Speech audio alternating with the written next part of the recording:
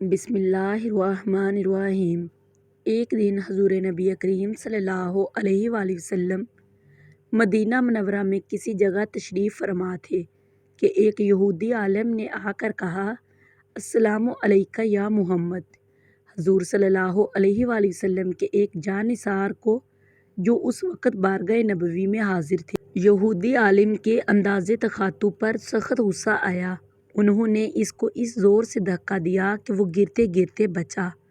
اس نے سنبھل کر وجہ پوچھی تو حضور کے وہ جانثار کڑک کر بولے، تو نے یا رسول اللہ کیوں نہ کہا؟ وہ بولا، اس میں کیا گناہ تھا کہ میں نے ان کا خاندانی نام لیا۔ حضور صلی اللہ علیہ وآلہ وسلم نے بڑی نرمی سے فرمایا، ہاں میرا خاندانی نام محمد ہے۔ حضور نبی رحمت صلی اللہ علیہ وآلہ وسلم کے یہ جانثار، جن کو آپ سے اس قدر عقیدت اور محبت تھی کہ کسی شخص کے منہ سے اے اللہ کے رسول کی بجائے اے محمد سننا بھی گوارا نہ تھا، حضرت ثوبان رضی اللہ تعالیٰ عنہ تھے۔ حضرت ابو عبداللہ ثوبان رضی اللہ تعالیٰ عنہ کے حسب و نسب کے بارے میں اتنا ہی معلوم ہے کہ ان کے والد کا نام مجدد تھا اور وہ یمن کے مشہور حمیری خاندان سے تعلق رکھتے تھے۔ یہ خاندان تخت و تاج اور طبل و علم کا مالک رہا تھا۔ معلوم نہیں کیا آفات پڑی کہ حضرت ثوبان کو غیروں کی غلامی اختیار کرنی پڑی۔ اسی حالت میں وہ بارگاہ رسالت میں پہنچ گئے۔ حضور صلی اللہ علیہ وآلہ وسلم نے ان کے چہرے پر شرافت و نجابت کے آثار دیکھے تو آپ صلی اللہ علیہ وآلہ وسلم کا دریائے کرم جوش میں آ گیا۔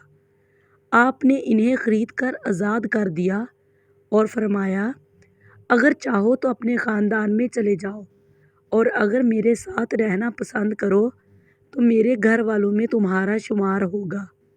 حضرت ثوبان رضی اللہ تعالیٰ عنہ کو اللہ تعالیٰ نے فطرت سعید عطا کی تھی۔ انہوں نے اپنے خاندان اور وطن پر بارگاہ نبوی کو ترجیح دی اور عرض کی، یا رسول اللہ میں آپ کی خدمت میں رہوں گا۔ اور پھر وہ خلوت و جلوت اور سفر و حضر میں ہر حالت میں ہمیشہ حضور صلی اللہ علیہ وآلہ وسلم کے ساتھ رہے۔ اگرچہ حضور صلی اللہ علیہ وآلہ وسلم نے ان کو آزاد کر دیا تھا، لیکن انہوں نے برضا رغبت آپ کی غلامی اختیار کر لی اور یوں زندگی بھر دنیا اور آخرت کی سعادتیں سمیٹتے رہے۔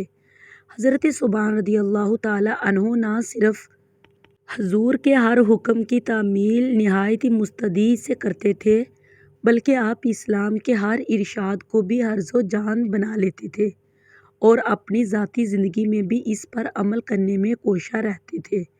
مسند ابو داؤد میں خود ان سے روایت ہے کہ ایک دن رسول اللہ صلی اللہ علیہ وآلہ وسلم نے فرمایا کہ جو شخص اس بات کا عہد کرے اور اسے پورا بھی کرے کہ وہ کبھی لوگوں سے سوال نہ کرے گا، میں اس کے لیے جنت کی ذمہ داری لیتا ہوں۔ میں نے عرض کیا، یا رسول اللہ صلی اللہ علیہ وآلہ وسلم، میں کبھی کسی انسان سے کچھ نہ مانگوں گا۔ ارباب سیر کا بیان ہے کہ حضرت ثوبان رضی اللہ تعالیٰ عنہ نے زندگی بھر اپنے اس عہد کی شدت سے پابندی کی، یہاں تک کہ اگر سواری کی حالت میں کوڑا ان کے ہاتھ سے چھوٹ کر زمین پر گر جاتا تھا تو خود سواری سے اتر کر اسے اٹھاتے تھے اور کسی دوسرے کو اس کام کے لیے ہرگز نہ کہتے تھے۔ حافظ ابن حجر عسقلانی رحمۃ اللہ تعالیٰ علیہ نے اصحابہ میں اس سے ملتی جلتی روایت اس طرح بیان کی ہے کہ ایک مرتبہ رسول اکرم صلی اللہ علیہ وآلہ وسلم نے اہل بیت کے لیے دعا کی۔ اس وقت حضرت ثوبان رضی اللہ تعالیٰ عنہ بھی بارگاہ رسالت میں حاضر تھے۔ انہوں نے عرض کیا، یا رسول اللہ کیا میں بھی اہل بیت میں سے ہوں؟ ارشاد ہوا، جی ہاں، جب تک تم کسی امیر کے پاس سائل بن کر نہ جاؤ یا کسی دروازے کی چوکھٹ پر نہ جاؤ۔ حضرت ثوبان رضی اللہ تعالیٰ عنہ نے اس کے بعد عمر بھر کسی کے سامنے دست سوال دراز نہ کیا۔ حضرت ثوبان رضی اللہ تعالیٰ عنہ جس دن سے نبی رحمت صلی اللہ علیہ وآلہ وسلم کے دامن رحمت سے وابستہ ہوئے، آپ کے وصال تک برابر آپ کی خدمت کرتے رہے۔ اس کے بعد غالباً عہد فاروقی میں وہ شام چلے گئے اور رملہ میں سکونت اختیار کر لی۔ امیر المومنین حضرت عمر فاروق رضی اللہ تعالیٰ عنہ نے حضرت عمر بن عاص رضی اللہ تعالیٰ عنہ کو مصر کی مہم پر مامور فرمایا تو حضرت ثوبان رضی اللہ تعالیٰ عنہ مصر جانے والے مجاہدین میں شامل ہو گئے اور وہاں کئی معرکوں میں داد شجاعت دی۔ مصر سے واپس آ کر حمص میں گھر بنا لیا اور وہیں مستقل اقامت اختیار کر لی۔ حضرت ثوبان رضی اللہ تعالیٰ عنہ اپنے آپ کو حضور نبی کریم صلی اللہ علیہ وآلہ وسلم کا غلام کہلانے میں بڑا فخر محسوس کرتے تھے اور چاہتے تھے کہ دوسرے بھی حضور صلی اللہ علیہ وآلہ وسلم سے ان کی غلامی کی نسبت کا احترام اور لحاظ کریں۔ مسند احمد بن حنبل میں ہے کہ ایک دفعہ اس وقت حضرت عبداللہ بن کرت ازدی حمص کے گورنر تھے، وہ کسی وجہ سے ان کی عیادت کے لیے نہ آئے۔ حضرت ثوبان رضی اللہ تعالیٰ عنہ نے ان کی بے رخی کو بہت محسوس کیا اور ان کو یہ خط لکھوایا: اگر موسیٰ علیہ السلام اور عیسیٰ علیہ السلام کا غلام تمہارے یہاں ہوتا تو کیا تم اس کی عیادت کے لیے نہ آتے؟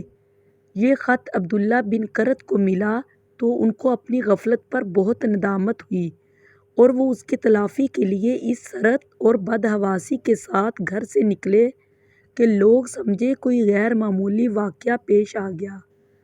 پھر انہوں نے حضرت ثوبان رضی اللہ تعالیٰ عنہ کی خدمت میں حاضر ہو کر اپنی کوتاہی پر معذرت کی اور دیر تک ان کے پاس بیٹھ کر مزاج پرسی کرتے رہے۔ مستدرک حاکم کے مطابق حضرت ثوبان رضی اللہ تعالیٰ عنہ نے 54 سنہ ہجری میں حمص میں وفات پائی۔ اللہ تعالیٰ کی ان پر بے شمار رحمتیں نازل ہوں، آمین یا رب العالمین۔ پلیز میرے چینل کو سبسکرائب کریں تاکہ میں اپنی ہر اچھی آنے والی ویڈیو آپ کے ساتھ شیئر کر سکوں۔ اب مجھے اجازت دیجیے، خدا حافظ۔